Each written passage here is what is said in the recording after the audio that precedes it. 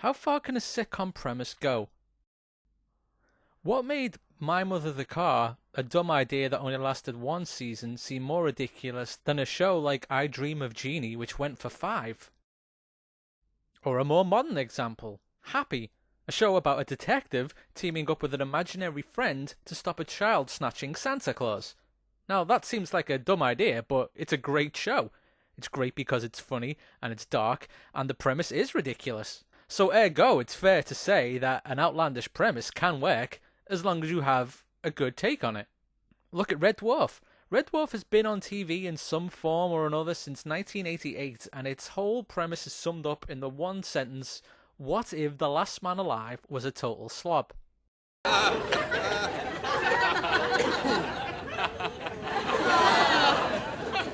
Doesn't seem like an idea you'd get much steam out of. Sounds like the idea for a kind of American sitcom that only goes for one season. And yet this was remade in America in 1992 and didn't even get to one season. It never got past the pilot episode because they altered the premise to make it what if some guy was the last man alive.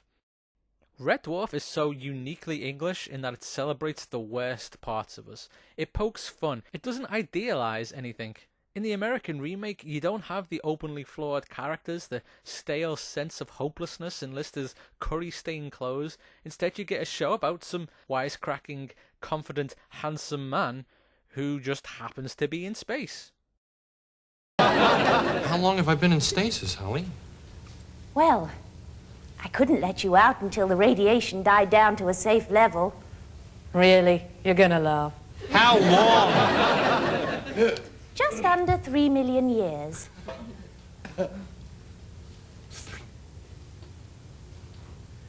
My baseball cards must be worth a fortune. Then again, you have shows like Two Broke Girls, a show about two girls who work in a cafe or something that was panned, had a pretty flimsy premise, but did run for 6 seasons, so they must have been doing something right. In England, when you pitch a show to a producer, you have to pitch it with 6 episode concepts. The idea is that the premise will get you in the room with the producer, but they won't give you any money to make the show till they know the show has some staying power. I would assume that Two Broke Girls was pitched as more of a 2 single gal pals in the city thing. The writers use the job as a starting off point, but the episodes themselves are about the girls going on dates or whatever. I'm guessing it's safe to say that there's not much series arcs based on financial hardships in the show. And you can say that negates the purpose that was set out in the premise, but the IMDb blurb for Always Sunny describes the show as 5 friends with big egos and small brains are the proprietors of an Irish pub in Philadelphia. Hardly any of the episodes relate to them running a bar. I wonder how pitches for well-known heavy premise shows went. Like, My Name is Earl. How would you pitch a show that would have the titular Earl making amends to a different person that he had wronged in each episode? That doesn't sound too funny. I would think that the show creator focused more on the humour in the setup to the premise. A guy who's been a bit of a dick his whole life wins the lottery, but then is instantly hit by a car, leading him to believe that karma is real, and then he has to make amends and be a better person. That sounds a bit more fun, and it's also got a hook in it to grab the audience's attention. Speaking of differences between premise and the pitch, let's talk about Seinfeld. Originally, Seinfeld was pitched as a show that would detail how stand-ups got their ideas for their material, but it pivoted to being a show about nothing. But that doesn't mean Larry David and Jerry Seinfeld pitched the show like Jerry Seinfeld and George Costanza pitched their show in the show. So what have you two come up with? Well, we thought about this in a variety of ways, but the basic idea is I would play myself... Go ahead. I think I can sum up the show for you with one word. Nothing. Nothing? Nothing. What does that mean? The show is about nothing. Well, it's not about nothing. No, it's about nothing. Well, maybe in philosophy, but even nothing is something. See, no one would have given them money for that. But it's an idea that evolved out of a poor reaction to the first series and found its footing when Larry David saw that each episode could seemingly be about nothing, but would in fact contain random events in separate storylines that culminate in the last scene. But that doesn't make for much of a blurb, so it's a show about nothing. Sounds like more of a meta premise that may again grab someone's attention. But we're talking about big ideas and meta concepts here. What about small ideas? You know what my favourite example of a small premise with a big payoff is? Canadian show Corner Gas.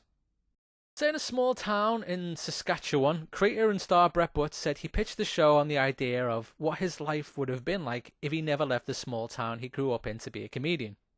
A great element of Corner Gas, though, is it doesn't use the "this is a small town" premise as a jumping off point. It's about life in a small town. And because that's its focus and its premise, it doesn't rely on sitcom cliches.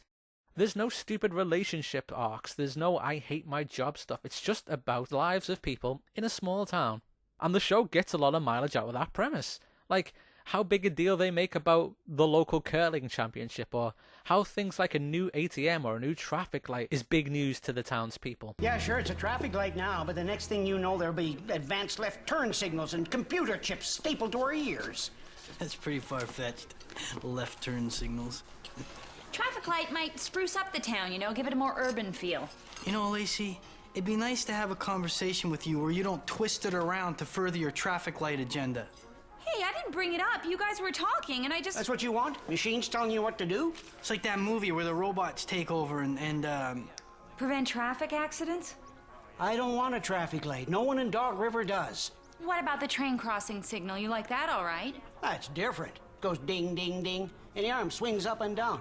Puts on a good show.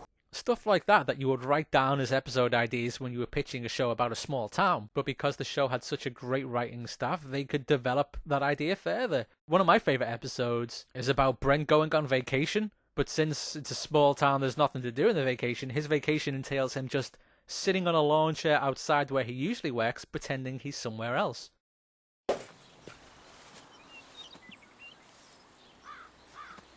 I need an explanation.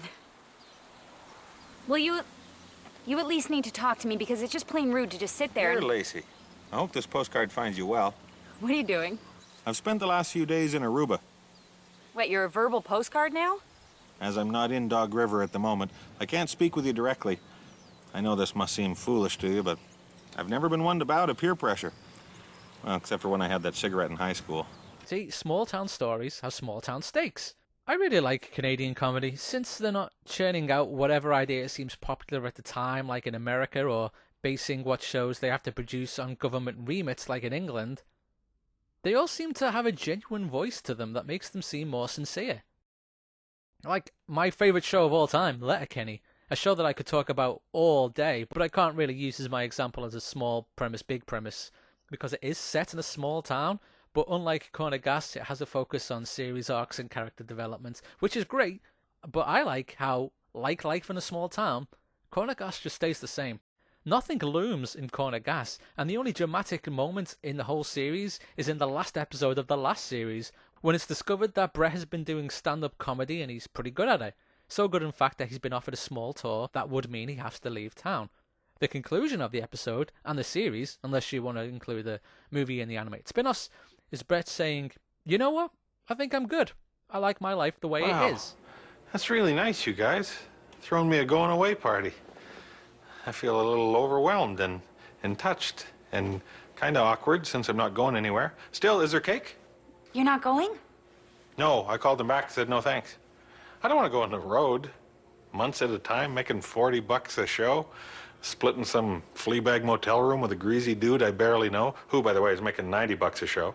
Corner Gas works for me because you don't have anything to distract you from the premise set in each episode. It's just about a small town. There is not a lot going on, and that's okay. A big premise means a big payoff, which is great when it's done right. But going back to My Name is Earl, there's 96 episodes of that show, and not a very satisfying conclusion. No. Yep. No. Yep. Earl, did you do me? If anything, you did me. I was drunk. I don't remember anything after Fat Steve going through the wall. Sweet Jesus. I know. I'm Dodge's father. Corner Gas has 107 episodes, and the payoff to the series is things are going to stay exactly the same they were in episode 1. It's great comfort watching. So that's my take on small premises versus big premises in sitcoms. One of them is not better than the other, they just give you different opportunities to do stuff. If you want to see more video essays, there's There's plenty more on the channel here. Subscribe for when the new ones come out. Check out my short films, my D&D campaigns, my improv stuff, and I will be here again next month.